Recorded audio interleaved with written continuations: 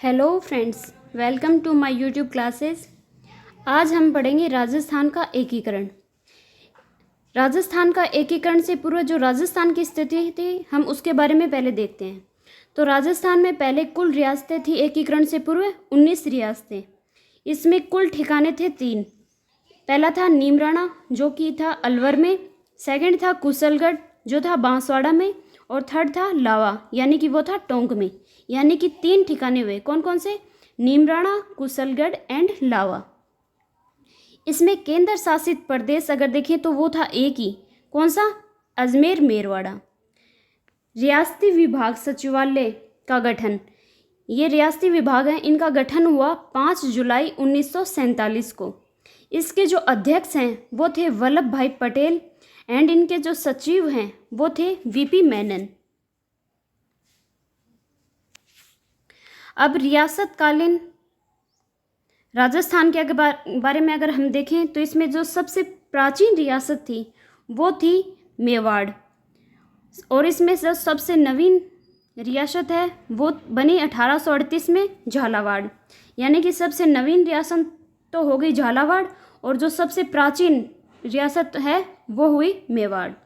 और अगर सबसे बड़ी रियासत अगर हम देखें तो वो 2 आधार पर, यानी कि क्षेत्रफल के आधार पर और जनसंख्या के आधार पर देखते हैं। तो क्षेत्रफल यानी कि जो सबसे बड़ी रियासत थी वो थी मारवाड़ यानी कि जोधपुर रियासत, और जनसंख्या के आधार पे जो सबसे बड़ी रियासत है वो होगी जयपुर, क्योंकि जनसंख्या सर्वाधिक कहाँ थी? जयपुर में। और जो सबसे छोटी रियासत है वो हुई शाहपुरा। एकमात्र मुस्लिम रियासत भी थी इसके अंदर, वो कौन सी थी? टोंक रियासत। और पहले क्या था कि रियासतें थी उनमें तोपों की सलामी दी जाती थी, लेकिन 2 रियासतें ऐसी थी जहाँ पे तोपों की सलामी नहीं दी जाती थी। तो वो कौन कौन सी हैं? एक तो है शाहपुरा और एक है किशनगढ़। एग्जाम में काफ़ी बार पूछा गया है कि वो कौन सी रियासतें हैं जिनको तोपों की सलामी नहीं दी जाती थी। तो वो कौन कौन सी हैं? एक तो शाहपुरा और एक किशनगढ़। इन दोनों रियासतों को तोपों की सलामी नहीं दी जाती थी। राजस्थान का एकीकरण है वो 7 चरणों में हुआ पूरा। इसमें हम आज फर्स्ट देखते हैं प्रथम चरण, यानी जिसे कहा गया मत्स्य संघ। ये जो मत्स्य संघ है इसके अंदर 4 रियासतें आती थी, जिनको हम ABCD के हिसाब से देख सकते हैं। याद करने के हिसाब से देखो आप ABCD, यानी कि अलवर, भरतपुर, करौली एंड धौलपुर, यानी कि उत्तरी पूर्वी एरिया है। इसके अंदर ये चारों रियासतें हैं, ये हमारे मत्स्य संघ के अंदर आई। इसकी अगर हम स्थापना देखें तो स्थापना हुई है 18 मार्च 1948 को, और इसके अंदर 4 रियासतें होगी अलवर, भरतपुर, करौली, धौलपुर। अगर हम इसके क्षेत्रफल की बात करें तो इसका इन चारों रियासतों का कुल क्षेत्रफल है, यानी कि मत्स्य संघ का क्षेत्रफल है वो है 12,000 वर्ग किलोमीटर। इनके अंदर जो जनसंख्या थी वो 18.38 लाख जनसंख्या निवास करती थी।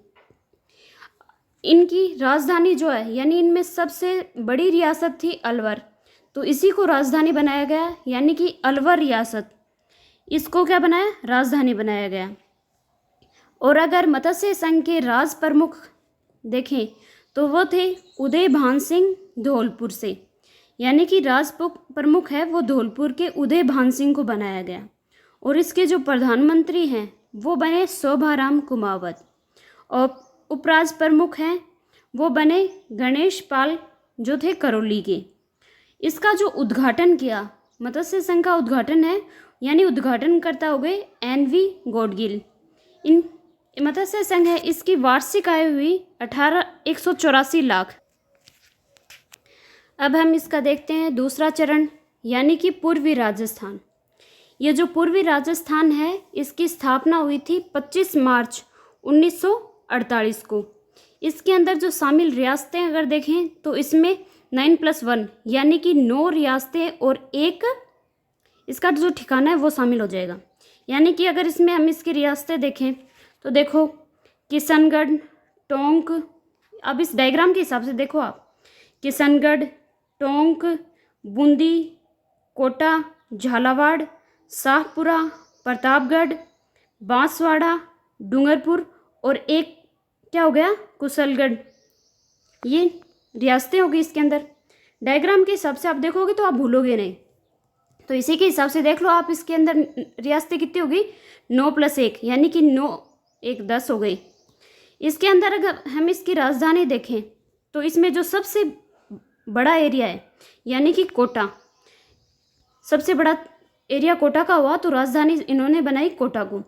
तो राजधानी कोटा क्षेत्रफल में ये क्या है, सबसे ज़्यादा बड़ी है।